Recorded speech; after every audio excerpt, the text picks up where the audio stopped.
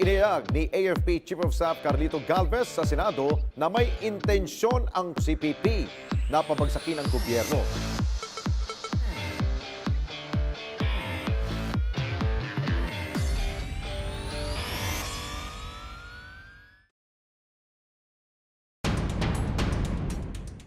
Good day and welcome to Pros and Cons, where we ask the hard questions and you decide which side of the truth you would choose to believe.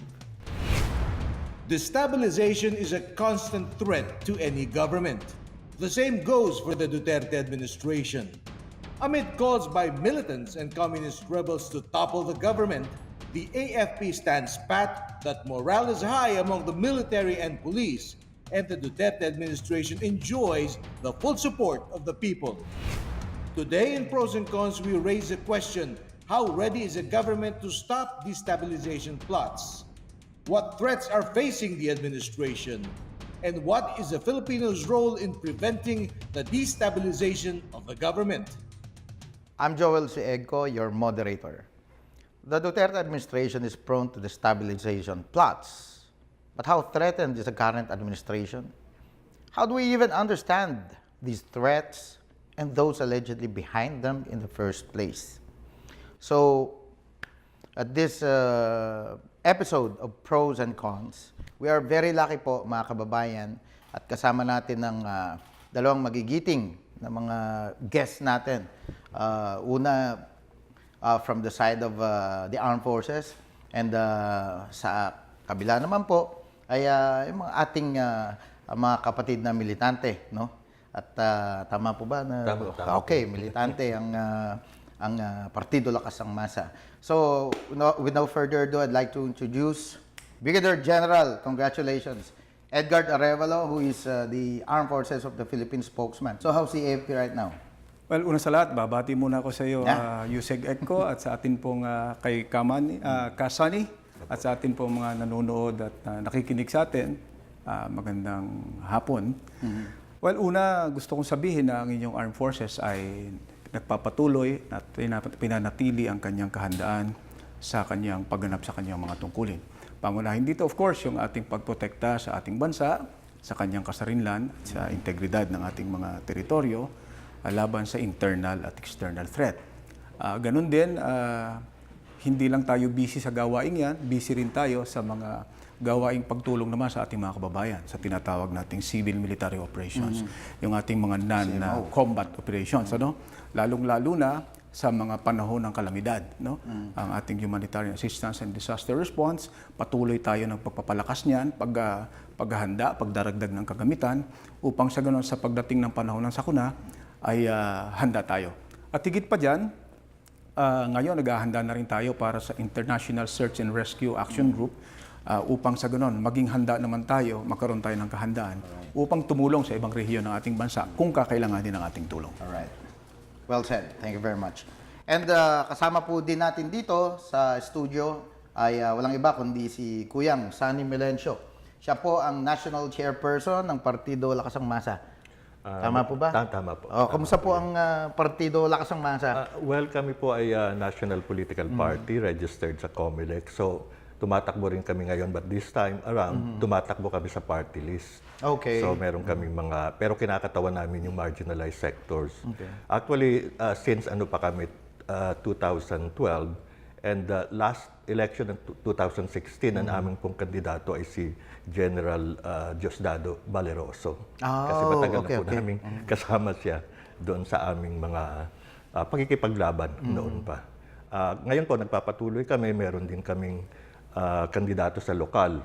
Pero sa pagdating po doon sa Kongreso, we're intervening as a party list organization. All right. So, thank you very much for that. Well, General, thank you, and Kasani, thank you very much. When we return, let's talk about the stabilization plots and what the government is doing about them. We'll be right back. So 2.9 hectares. And how many passengers a day ang kayang i-manage ito? Well, ang carrying capacity nitong PTEX is 200,000. Carrying ang kaya niya. Pero ang max na in-expect na passengers dito a day is 100,000 passengers. Pero ang kaya natin, 200,000.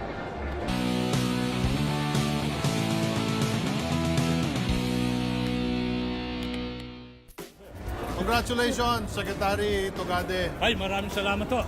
Siguradong malaking tulong ito para sa ating mga commuters. Napakaganda ho.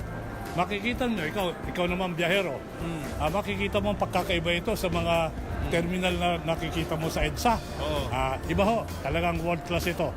Liwanagin ko lang ho, hindi ho proyekto mag-isa ng DOTR ito. Malaking kabahagi ho dito, yung nagpundar ng proyektong ito. Ito ho yung Megawide.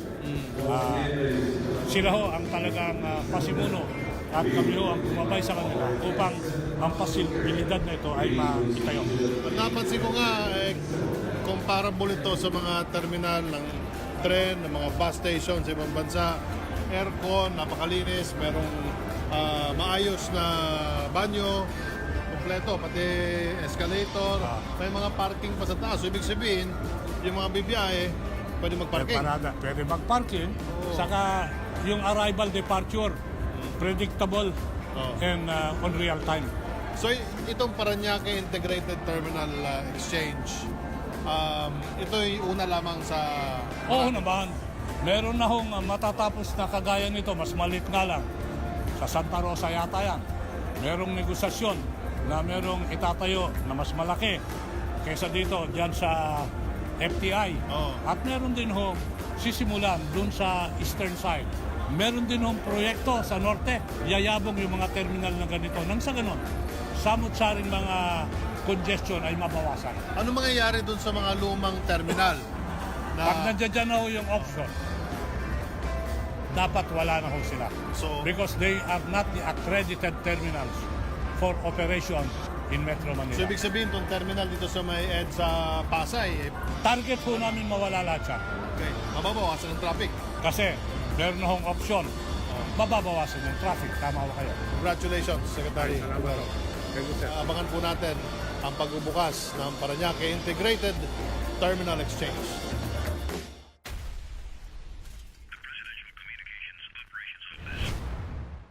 We're back on pros and cons. So let's start the ball rolling on today's topic. Alam po ninyo, nabanggit ko nga kanina na matagal na kaming magkakilala ni that time ay Captain Arevalo pa lang. And in fact, when I was covering the defense beat, when I was president of the Defense Press Corps, I experienced yung EDSA 2 and EDSA 3 na tinatawag. So that time talagang medyo magulo. And there were really attempts to overthrow those two previous administrations. May ganun pa ba nangyayaring yun? Well, of course, we have a lot of officials natin with verified intelligence information. That's true. But magiging successful kaya yun? Una, let's take into context yung katanungan kasi at that time yung binabanggit mong kaguluhan, may mga coup d'etat pa nun so that involves soldiers. Ngayon, definitely wala na yan. Because primarily, sinasabi natin, apart from the armed forces being in a high state of morale, nakikita naman natin na wala na tayong dahilan upang pumunta pa sa ganong tinatawag natin hanggang ngayon na misadventure. So far, our Commander-in-Chief, as compared with all due respect to the other Commanders-in-Chief, but so far siya yung nakapunta na almost in all camps, nagkaroon siya ng pagkakataong magkaroon ng interaction interpersonal with our soldiers. There are some camps na hindi pa na-visit ever ng Commander-in-Chief but he was able to go there. And then ipakita rin niya yung kanyang personal na pakikiramay sa mga naulila ng mga sundalo at mga nasugatan. But apart from that, we're saying na ang sitwasyon ngayon hindi sa galing sa sundalo kundi nanggagaling sa CPP, NPA. Okay, so ang threat natin, unlike before, hindi yung mga military adventurism, quote-unquote. Wala na tayo niyan. So, itong threat ngayon, para malinaw lang po sa ating mga kababayan, ay nanggagaling dun sa tinatawang quote and unquote again, enemies of the state. Yes. Particularly the left. Gaano katibay ngayon yung resolve ng ating armed forces to really, sabi mo kanina, mataas yung moral, no? But wala ba tayong mga ramblings sa ilalim? I think, are they recruiting? Yung mga sinasabi natin, are they recruiting within the ranks of our law enforcement hindi agencies? natin pwedeng sabihin na wala or walang posibilidad No, we cannot na discount meron. it, We no. cannot discount that. But ang point is, being recruited is recruitment efforts is different from being recruited or actually joining it. Definitely, ang armed forces ay kagaya sila kung binabanggit. Ang armed forces ay kagaya ng anumang organisasyon o institusyon. Matalino, mapagmatsyag, nag-iisip. Hindi naman tayo disusi o robot. We're thinking. Definitely, we have varying opinions. Maybe not the same opinion or views of the people on top. But the AFP as an organization is firm, is solid, it's united in the sense that we go by the decision of the chain of command and the duly constituted authority. We put the interest of the unit above our own opinion and interest. Alright. Kuyang Sunny, na-recruit na ba kayo? Meron ba nag-attempt sa inyo mag-recruit? At sumama sa mga destab na yan? Well, sa totoo po, yung istorya, kahit yung istorya ko, dati po akong kasama dyan. Okay. In the 70s, because I'm part of the first quarter storm. FQS, mga kabataan, makabayan. Kabataan, makabayan at the time. Ito pong destabilization ngayon, kasi ang alam ko, September 21, like for instance. Martial law. Ang parang, pero ang parang report yan, there will be an assassination attempt against the president. So, yan po yung parang pinanggagalingan. Medyo concerned kami kasi at the time, we're also preparing for the September 21 mobilization, anniversary of martial law, kasi mga issue pa rin yan sa amin, yung atrocities during that time. We don't like martial law, kaya ang ano nga namin, never again. So, nung alam namin parang isang malaking issue dyan is conspiracy. There's a conspiracy parang with CPP, NPA, and other groups. Was there an attempt from any outside group to recruit you? As part of the conspiracy? Well, wala po. Kaya yun ang concern namin kasi kasama kami dun sa nagmo-mobilize sa kalsada. Kasama kami sa may mga panawagan. So I think this issue of CPP and NPA, unfortunately, nawala na yung pistok. I think that's the solution, yung pistok. Nawala na yan. So, but I think itong mahirap pong parang gawing ang solusyon natin sa problema ay military. Really, it's political. So may mga issue na talagang nandyan na mahirap sabihin na parte yan ng destabilization, like yung sa manggagawa. Kasi ngayon may maraming welga. In fact, galing ko sa isang welga sa Pacific Plaza Towers, mga manggagawa doon na ang cost ng welga kahit sa Nutri-Asia at saka sa iba pa, it's basically the problem of contractualization. And that was one Which of is the now being promises. addressed, no? Yes. Slowly. Right now, there's a Senate bill addressing that. But And still, the President's executive order. it doesn't work. Kaya nga merong Senate bill. Yun So, yung view ng labor. legislation ang gusto. Yeah, ang gusto ng labor is to really look at the problem of contractualization coming from the agency. Kasi meron na nga yung third party. Usually, pagitan lang ng manggagawa and employer. Now, we have a third party na pagka ayaw ng employer na kasi nag-uunion ka, ito yung problema ng mga nangyayari ngayon, tatanggalin sila ng agency, sasabihin ng employer, hindi naman sa amin yan. Halimbawa, yung sa problema, yung sa issue ng mga magagawa, no? Would that be enough reason for them to join any, kung sila yung marirecruit? Sinasabi ko hindi sila nag-join kasi may sarili silang issue. Yung welga na yan, it's not because they're joining the destabilization plot. It's because maraming issues sila na gustong ilaban, and one of it is contractualization. Not necessarily to destabilize the government. Yeah, yes. What is destabilizing the government is precisely yung mga issue na yan. High prices, yung issue ng contractualization, yung issue ng education sa kabataan. Kasi concerned kami kasi parang these are basic issues and we have to address that. And I think the government is on the right track noong merong peace talk. Nawala ang peace talk. So, ito kasing insurgency ng CPP and NPA, that was 50 years na since 1969. So, I don't think mariresolve yan kung military lang ang solution. So, ang sa inyo, peace talks pa rin. Peace talk. Let's go back to yung pag-uusap para doon sa mga basic problems na nandyan at yun ang i-resolve. But when we talk about peace talks, ang sinasabi natin, hindi tayo kontra dyan. As a matter of fact, ang AFP ay kasama sa nagsusulong yan. Because noong time na kailangang pakawalan yung mga malalaking tao na pinagbuhisan ng dugo at buhay ng mga sundalo natin para mahuli, when the President decided to let them go for purposes of NDF consultation, sumuporta tayo dyan. Pero ang hindi natin sinusuportahan ay yung ginagawa nila na pagpatraidor na pagpatay sa ating mga sundalo, at higit sa lahat yung mga violations ng ceasefire. At the same time, yung mga plataforma na inihain ng ating Pangulo, kagaya ng sinasabi niya na walang extortion, walang pag-ambo sa mga sundalo, walang pagsira sa mga government property, Okay, that's good. na na-violate, kaya niya pinahinto ang usapang pangkapayapaan. Tutuloy natin yan mamaya, General. But we're just taking a short break, and when we return, let's check out what netizens are saying about today's issue. So don't go away.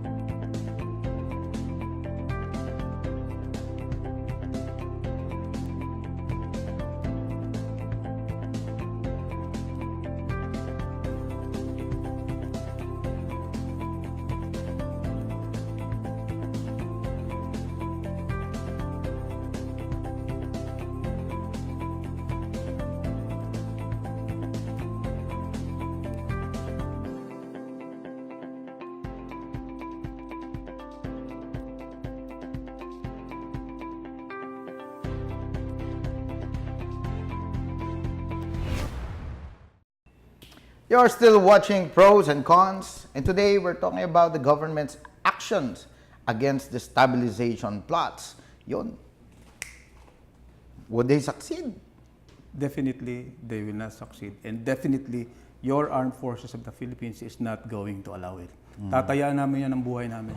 Pero hindi natin papayagang magwagi ang grupong komunista sapagkat ayaw nating mapalitan ang ating demokratikong pamahalaan ng komunismo at mapalitan ang ating demokratikong pamumuhay. Dati, laging nakalista ang CPP-NPA as, I think, yung number one threat, no?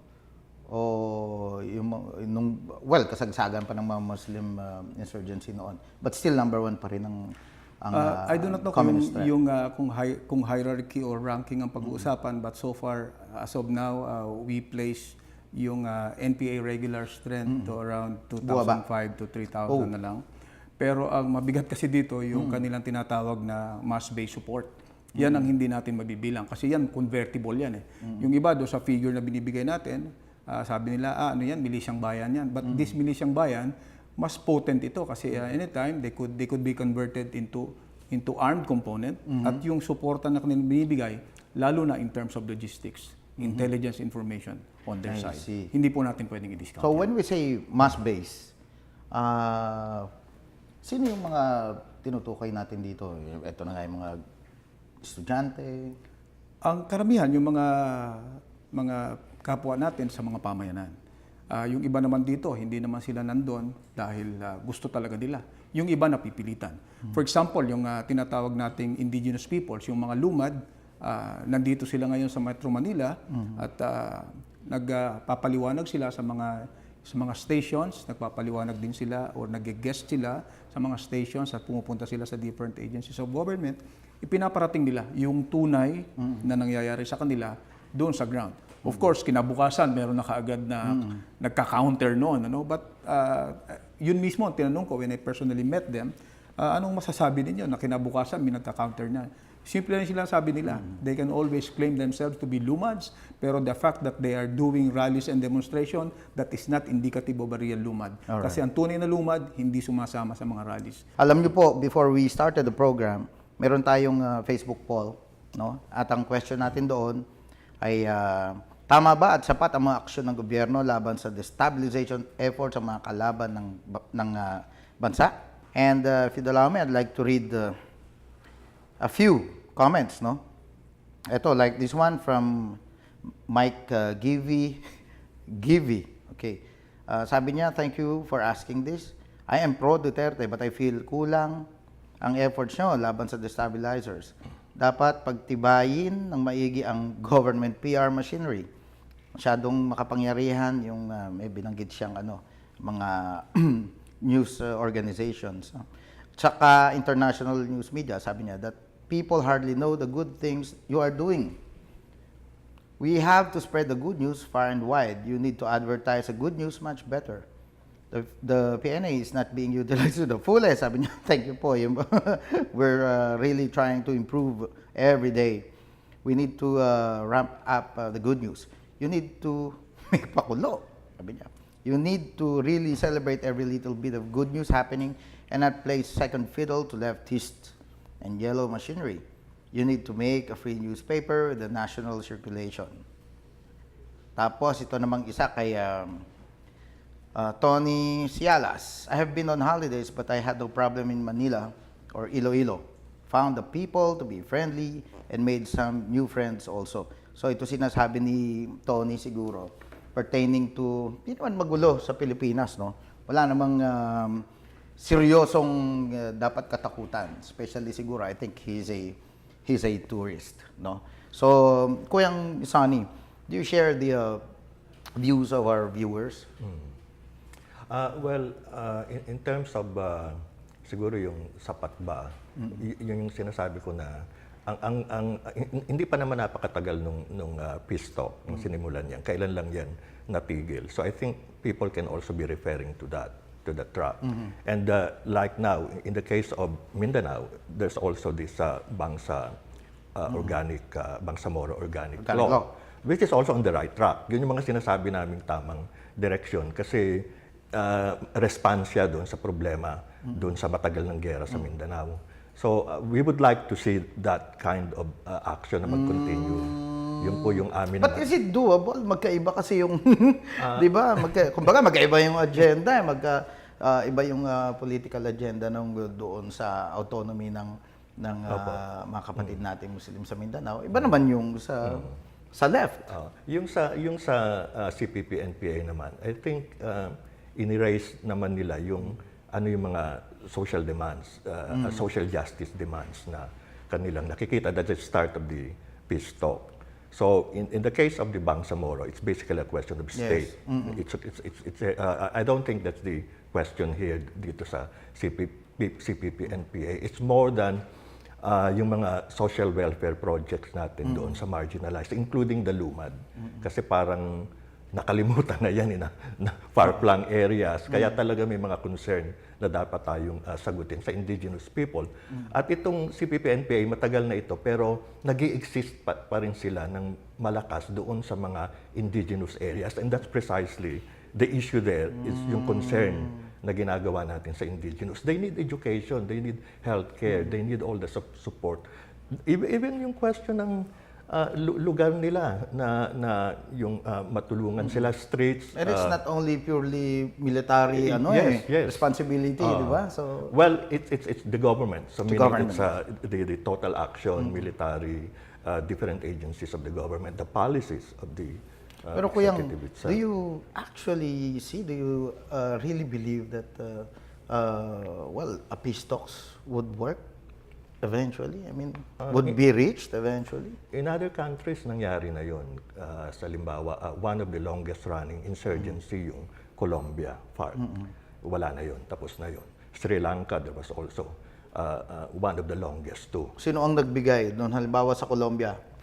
There was a peace talk, merong mga tumulong na mga ilang bansa. Katulad na nangyayari din sa atin lang. I think Norway is also assisting. Kasi nakikita nila, democracy is good for everyone, yung system na yan. Kaya, let's try that. Ang sinasabi lang naman namin, nanggaling kami sa martial law, we know what it is. Kaya, kino-compare din namin doon. Ayaw namin bumalik doon. Nakakakita kami ng mga problema na kung mag-i-insist tayo sa mga ganitong sistema, like nate-threaten yung mga estudyante natin kasi parang napagbibintangan sila, yung mga manggagawa, na parang parte sila nung what is it, yung pag-oust o yung ang kanilang action ay papunta dyan. Pero napansin ko talaga yan. Every time na may umuupong bagong presidente, puro ouster plot na lang ang storya. No? Puro yun ang linyada, yun yung sinasabi ni General kanina, na mukhang yun talaga yung focus yung penultimate objective is to really oust the government, no matter who sits as president. Pagka sinisigaw yan sa kalye and they're not armed, it's a freedom of expression. Yeah. Hindi daw yan NPA o rebelde pag walang dalang baril. Pero pag akit niya na bumutbit na yan ng armas, rebelde na yan. No? So, still the same up to now? Well, una, I'd like to join the optimism ni Kasani by saying that maganda ang peace talks. Makabubuti yan para sa ating bayan. Katunayan, Usec, kung meron mang institusyon o organisasyon na naghahangad ng peace talks at matahimik ang bansa natin, palagay ko sundalo yun. Kami ang namamatay eh. Correct. Kami ang umiiwan ng aming pamilya, alang-alang sa paglilingkod sa mga bayan na hindi naman namin tinitirhan, kumbaga. So gusto po natin yung peace talks.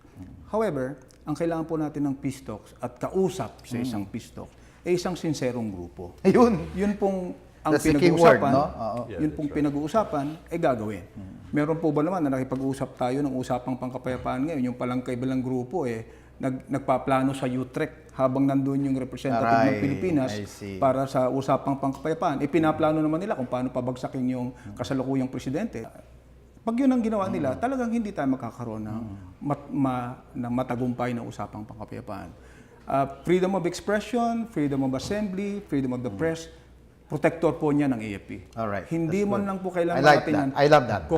However, never take up arms. Because the moment you take up arms, that is the right time for the AFP to come in because violence is not allowed in our country at hindi po natin yan papayagan. Alright. So at this juncture, I'd like to get brief closing statements from you. Simulan natin sa iyo, General Arevalo. Ang inyo pong Armed Forces of the Philippines ay mananatiling tapat sa ating konstitusyon at sa duly constituted authority. Umasa po kayo na hindi tayo papayag ng ating demokratikong pamumuhay, ating demokratikong pamahalaan ay papalitan ng komunismo. Nandito po kami para sumuporta sa karapatan ng bawat tao, bawat nilalang, sapagkat that is what we champion. Subalit hindi po tayo papayag na haluan ito ng armas, haluan ito ng dahas, sapagkat hindi po iyan ang daan para sa kapayapaan na minimiti at kaunlaran para sa ating bayan. Alright. Thank you very much, General. Kuyang Sunny, your message po sa ating mga kababayan. Yes, ang tingin ko po yung... Huwag silang magpa-recruit. Okay po. Yung peace talk po ay hindi lang sa pagitan ng CPP, NPA at gobyerno, kami ay talagang nakahandang tumulong dyan. So let's make it parang kasama yung mga iba't ibang organisasyon ng mga tao para matiyak na yan ay maging matagumpay. And we are ready to push for that and help it succeed. All right, thank you very much. So thank you, Brigadier General Edgar Arevalo and Kuyang Sunny Melencio for coming to our show. Tune in again next week as we discuss another relevant issue. For your comments, suggestions, and questions, visit our Facebook page and the PNA website.